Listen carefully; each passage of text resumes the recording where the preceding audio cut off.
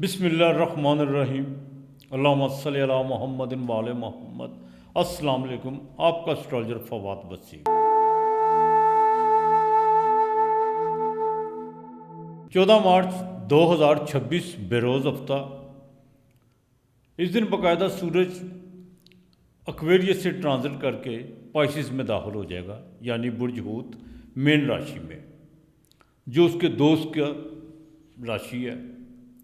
زحل وہاں سے پہلے سے موجود ہے۔ جس دن سورج ٹرانزٹ کرے گا اس دن مون یعنی چندرما وہ کیپریکون میں ہوگا۔ چیت کی پہلی تاریخ ہوگی دیسی مہینے کی۔ یاد رہے جیسے سورج ٹرانزٹ کرتا ہے ایک مہینے میں ایک راشی جون سی ہے وہ طے کرتا ہے، ایک سائن۔ جب وہ ٹرانزٹ کرتا ہے تو اس دن جون سے تاریخ بدلتی ہے، دیسی مہینہ اس وقت شروع ہوتا ہے۔ چیت کی پہلی ہوگی اور غالباً 24واں روزہ ہوگا۔ اب بات کریں گے سورج کی۔ سورج جو 12ویں گھر میں آ رہا ہے اور یہیں سے نکل کر اس نے میخ میں داخل ہو جانا ہے، یعنی برج حمل میں، جہاں پہ جا کے اس کو ایگزالٹڈ کا ہے۔ جیسا کہ آپ جانتے ہیں سورج ویدک اسٹرالوجی میں باقاعدہ اس کو کنگ مانا گیا ہے۔ تمام پلانٹ جون سے ہیں اسی سے روشنی لیتے ہیں۔ 120 ڈگری کوئی بھی پلانٹ اس سے آگے جانے کی کوشش کرتا ہے تو وہ ریٹروگریڈ ہو جاتا ہے۔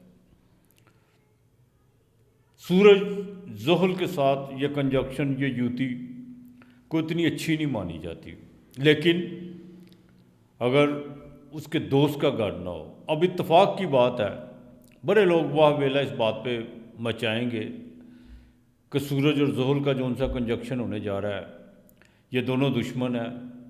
بالکل ہیں، اس میں کوئی دو رائے نہیں ہے، لیکن باپ بیٹا بھی ہیں۔ اب سورج جس ہاؤس میں آیا ہے یعنی پائسس میں، وہ مشتری کا گھر ہے۔ مشتری سورج کا دوست ہے، گرو۔ زحل یہاں پہ جا کے بلوان ہے۔ 12ویں گھر میں زحل کی جون سی ہے عارضی قوت بہت زیادہ ہوتی ہے۔ اب یہ 14 مارچ کو باقاعدہ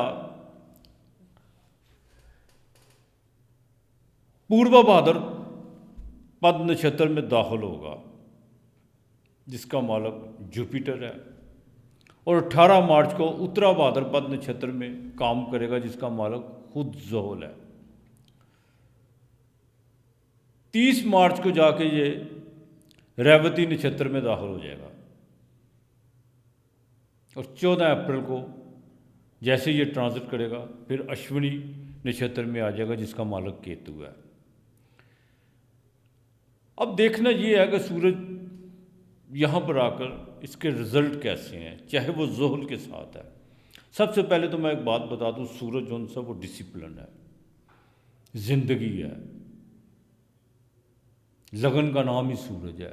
بچہ کی جب date of birth, time of birth جون سی ہوتی ہے، جس وقت پیدا ہوتا ہے، اس کی زندگی کا سورج اس وقت طلوع ہوتا ہے، جسے ہم طالع لگن کہتے ہیں، یعنی لگنا۔ کیا خوب کسی نے کہا کہ زندگی ایک بار نہیں، زندگی روز ملتی ہے، ہر صبح زندگی ملتی ہے، موت صرف ایک بار ملتی ہے۔ سورج آتما کارک بھی ہے، انسان کی سول بھی ہے۔ سورج کبھی یہ ضرور سوچیے گا کہ اگر سورج بغاوت کر جائے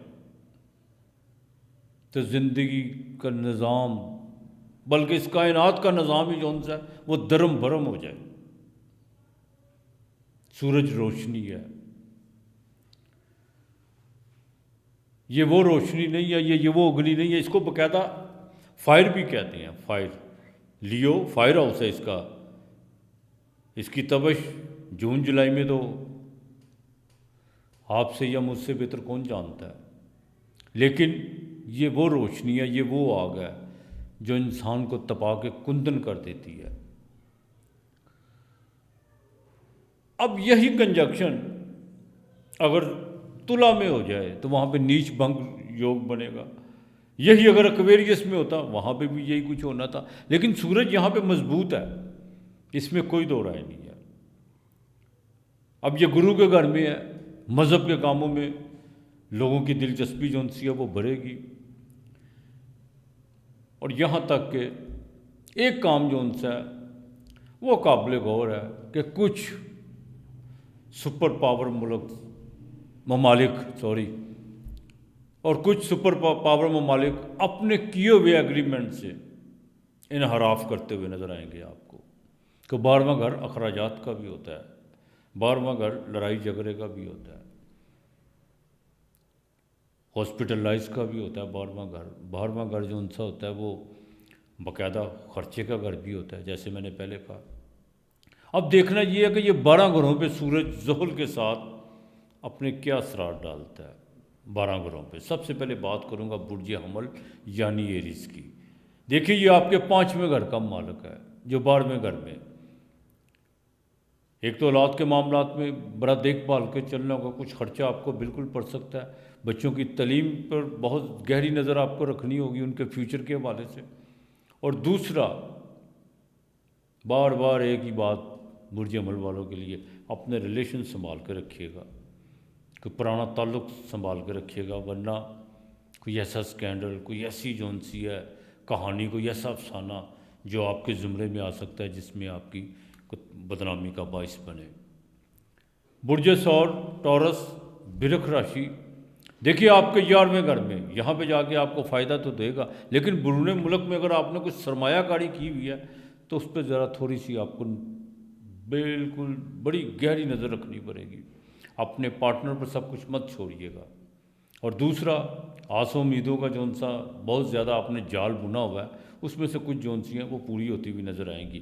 والد کے ساتھ تھوڑے سے تعلقات آپ کو بحال کرنا ہوں گے۔ برج جوزا جیمنائی، برج جوزا والوں کے لیے یہ 3رے گھر کا مالک ہے، بہن بھائیوں کے ساتھ ریلیشن جو ان سے تھوڑے سے خراب ہوتے ہوئے نظر آ رہے ہیں، بیرون ملک کا سفر بالکل پڑ سکتا ہے، کنسٹرکشن کے کام میں جہاں کہیں آپ نے انویسٹمنٹ کی ہوئی ہے وہ انشاءاللہ تعالیٰ اس کے رزلٹ آپ کو 100% ملتے ہوئے نظر آ رہے ہیں۔ برج سرطان کینسر، آپ کی تو بہت زیادہ جو سر درد بنی ہوئی تھی، خانہ مال کا مالک وہ باقاعدہ 8ویں گھر میں نکل کے بھاگستان میں جائے گا، سیٹن وہاں سے پہلے سے موجود ہے۔ کچھ چیزیں جو بہت تیزی سے آپ کے خلاف گئی ہوئی تھی وہ بالکل آپ کے اب فیور میں کام کرنا شروع ہو جائیں گی۔ گورنمنٹ سے آپ کو بالکل ریلیف ملے گا، اگر آپ نے کوئی ٹینڈر وغیرہ یا کوئی جوڈیشلی کے معاملات آپ کے کچھ رکے ہوئے تھے وہ بھی آپ کی حق میں ہونا شروع ہو جائیں گے۔ لیکن ایک بات، اگر بیرون ملک کا کوئی آپ کو کہیں سے سفر کی آفر ہوتی ہے تو بالکل چلے جائیے گا، آپ نے ذرا سی بھی دیر نہیں کرنی۔ برج اسد، لگن کا مالک 8ویں گھر میں، یہاں پہ یہ یوتی، یہ یوگ، یہ کنجکشن یہ بالکل اچھا نہیں ہے، صحت کا خاص خیال رکھنا ہوگا، لیٹیگیشن کے معاملات میں بالکل دیکھ بھال کے چلنا ہوگا، اور ہارٹ کا جون سا بڑا خاص خیال رکھنا ہوگا۔ یہاں پر کچھ چیزیں جو کافی دیر سے وہم، وسوسہ، خدشات میں آپ کو ڈالے ہوئے تھی، اس کا رزلٹ آپ کے خلاف آ سکتا ہے، بڑا دیکھ بھال کے چلنا ہے۔ برج سنبلا کنیا راشی، ازدواجی زندگی میں بڑا دیکھ بھال کے چلنا ہوگا، آپ کے اسٹینڈرڈ کا مالک بھی ریٹروگریڈ ہے، اوپر سے 7ویں گھر میں سورج۔ ہاں، بزنس میں کوئی اچھی ڈیل آپ کی بالکل ہو سکتی ہے، اس میں کوئی دو رائے نہیں ہے، کوئی نئے کلائنٹ آپ کو ملتے ہوئے نظر آتے۔ لیور کا خاص خیال رکھیے گا، الکوہل سے پرہیز کرنے کی کوشش کیجیے گا۔ برج میزان لبرا تلا راشی، مخالف تو آپ کے بالکل پیچھے ہٹتے ہوئے نظر آ رہے ہیں، کوئی نیا مخالف پالنے کی کوشش مت کیجیے گا۔ اور دوسرا، دوست بھی حریف بنتے وقت بالکل دیر نہیں لگتی، اپنے نجی، اپنے مالی معاملات کو اپنے تک رکھنے کی کوشش کیجیے گا۔ ہاں، روزگار میں جو سا کچھ تبدیلی کے مواقع بالکل مل رہے ہیں، اور وہ یقینی طور پر آپ کی فیور میں ہوں گے۔